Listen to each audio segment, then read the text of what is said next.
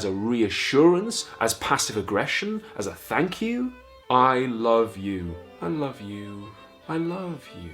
I love you. I love you. See what I mean? Same content, different actions. The meaning stays the same, but what I am doing to the person hearing me changes. Let's say we have a case where a stalker is sending a message every 10 minutes to their victim. All the messages say, I love you. It would be pointless to defend the stalker on the grounds that they are entitled to be in love. Of course they are, but that's not the issue. We're not talking about that. We're talking about what the specific act of sending that message repeatedly does. To take a real-world example, you might have seen a few issues recently about university students not wanting certain speakers to come and talk on campus. When that happens, the students inevitably get told the speakers are entitled to their opinions, which is of course true, but that isn't the issue. Speaking at a university, or paying somebody to speak at a university, is a specific act, and the concern is over what that act will do. So let's take a look at some white supremacist myths and what they do. Myth number 1, the Irish slaves. The myth is that the Irish were in fact the first slaves to be brought to the colonies, and it has been covered up that they were more numerous and worse treated than black slaves, all of which is false. White criminals and other undesirables were sent to the colonies, many of them were Irish as well, but they were sent as indentured servants. This is not just a semantic distinction, it's a completely different legal and material category. Indentured servants were employed temporarily with employment contracts, and when their contracts were up, they might expect a parcel of land at the end of it. They could still own property. Their children weren't automatically servants. When their contracts were up, they were free. Indentured servitude was horrendously unpleasant, and undoubtedly people were pushed into it, but where the servants felt that they had been kidnapped or tricked, or if they were being abused, they had some legal options to get their contracts nullified, as some in fact did. The situation for slaves was very different. They were slaves for life, as were their children. They themselves were owned, not just their labour. They were not legally persons and could be lawfully executed, and they had no methods of resistance except... And when the slaves were freed, those that lived to the end of slavery, which most didn't, they obviously were not on equal footing to everybody else. Indentured servitude is not comparable to slavery. Links in the doobly-doo. The Irish slaves myth is so far removed from reality and so easily shown to be false, yet white supremacists keep bringing it up, which suggests that they aren't really putting across the idea that it's true, or at least not just doing that and not all the time.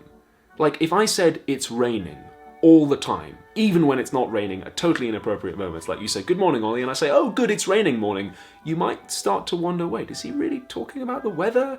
Or is he talking about something else there? I'm sure some people are suckered into sincerely believing it. Maybe you're one of those people. Maybe you just typed Irish slaves into YouTube to see whether or not it's true. In which case, hello, it isn't. Please see the reading in the description. So what does this myth do, rather than communicate?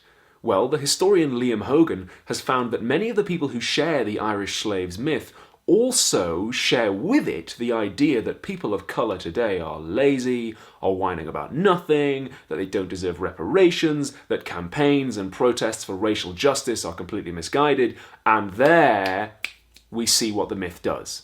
It gives people an excuse to talk about the political views that they already have, to talk about who they think should have power.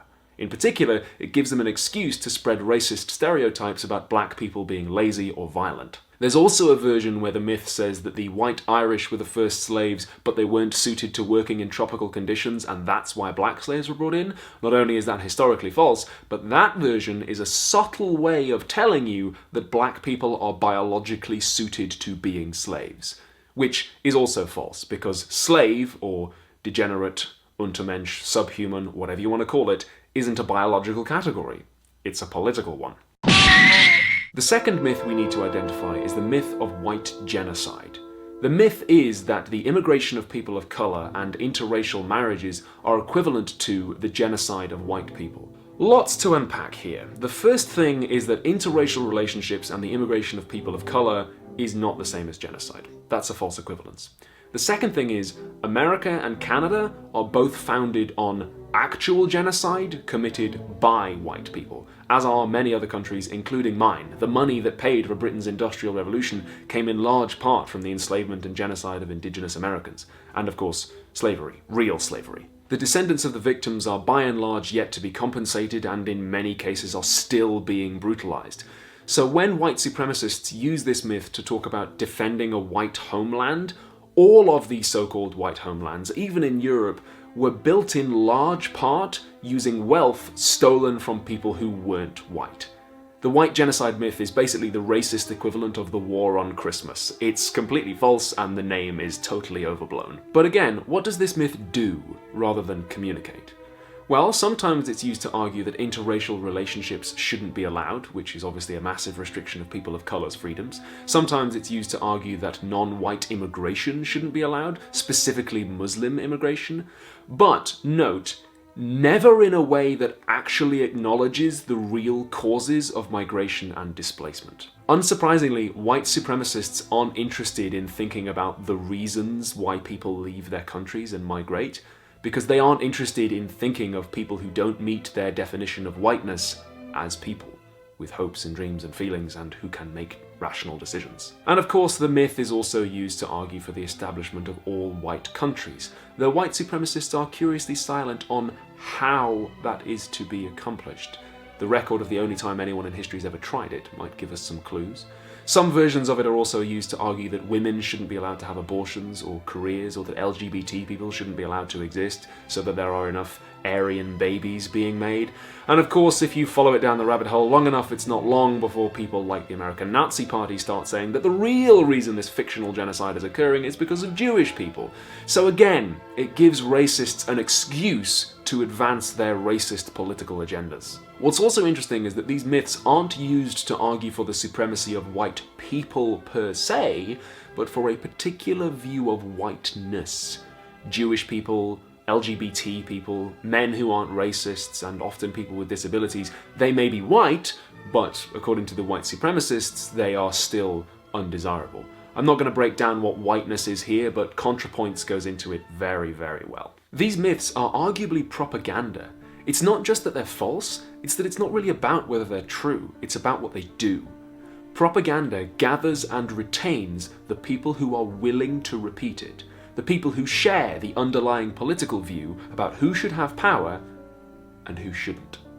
Political theorist Hannah Arendt says that the main function of propaganda is as a tool of organization. If you're the one who knows about the secret conspiracy, who knows the truth, who's taken the red pill, then you're in the club. It doesn't matter whether or not it's strictly true. What matters is that you say it, and your buddy says it, and the group says it, and all of a sudden, we're a political organization. We are now the people who say this thing. Foldable Ideas breaks down Nazi propaganda really, really well if you want to learn more about that. Traditionally in philosophy, it's thought to be good to interpret what somebody is saying as possibly true, but when it comes to propaganda, that instinct won't serve you well. And of course, the tricky thing about propaganda is that it doesn't come with a warning label. In general, if you're hearing somebody speak, or if you're offering someone a platform from which to speak, don't just think about the content of their opinions in the abstract, which they are of course entitled to. Think about what specific acts of speech are doing. You can help me make more videos like this one at patreon.com/philosophytube. I want to thank John the Lit Crit Guy and Replica Kill for helping me doctor the script. You can follow them at these Twitter handles, and don't forget to subscribe.